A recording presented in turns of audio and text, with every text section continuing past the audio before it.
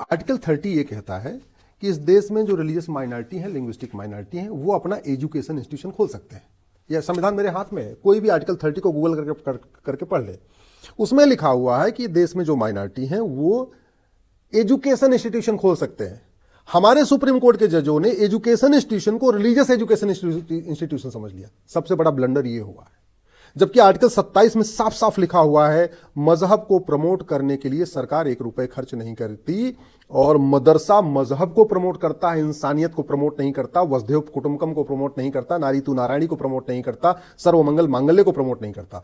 Madrasa is not a education institution, madrasa is a deeni taleem centre.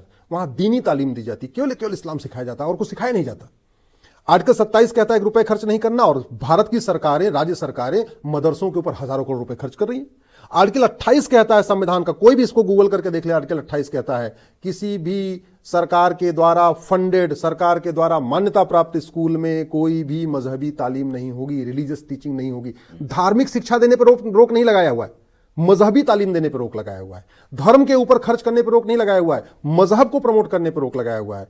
लेकिन हमारे supreme court के जजों ने ना आर्टिकल 27 को ध्यान से उसकी इंटरप्रिटेशन ठीक से इंटरप्रिटेशन किया, ना आर्टिकल 28 की ठीक से इंटरप्रिटेशन किया, और आर्टिकल 30 जहां लिखा हुआ था एजुकेशन इंस्टीट्यूशन खोल सकते हैं, उसको रिलीजियस एजुकेशन इंस्टीट्यूशन खोल लिया। भारत का संविधान का आर्टिकल 30 मैं फिर से क्लेरिफाई कर रहा हूं, आर्टिकल 30 माइनॉरिटीज को एजुकेशन इंस्टीट्यूशन खोलने की इजाजत देता है, यानी लॉ कॉलेज खोलिए, इंजीनियरिंग कॉलेज खोलिए, मेडिकल कॉलेज खोलिए, सेकुलर एजुकेशन इंस्टीट्यूशन खोलिए, और जो खोलना है खोलिए, लेकिन आप मजहबी तालीम सेंटर नहीं खोल सकते। ये आर्टिकल 30 कहता है।